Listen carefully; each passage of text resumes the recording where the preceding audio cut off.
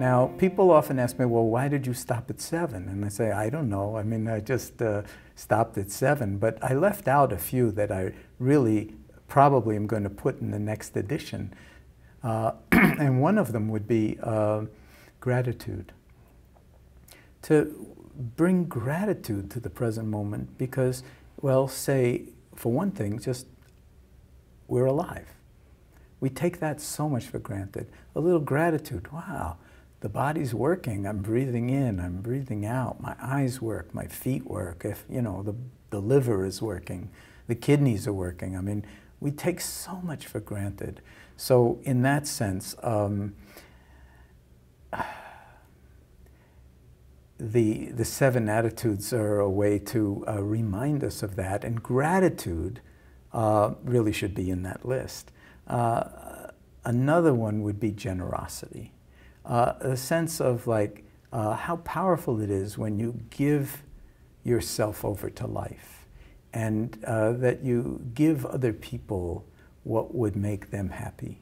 Not for yourself, not so that you can pat yourself on the back and say, I am a generous person, but because it gives joy to others. It enhances interconnectedness.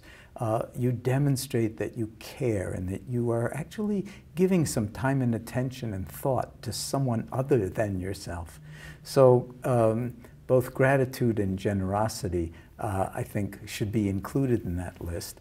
I could go on, but I think that 9 would be enough. It's hard to keep more than 9 things in mind at any one time. And of course, they're all completely interconnected, so you don't have to actually remember any of it. If you are practicing non-striving, then everything else is embedded in that. Acceptance is embedded in acceptance is embedded in that. Generosity is embedded in that.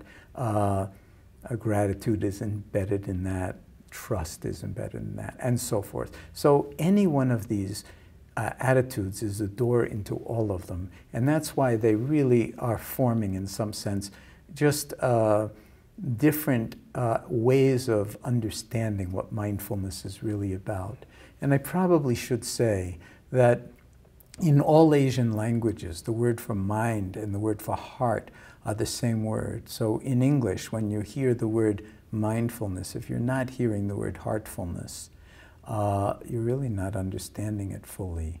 And so those attitudes are really part of the heartfulness element of it.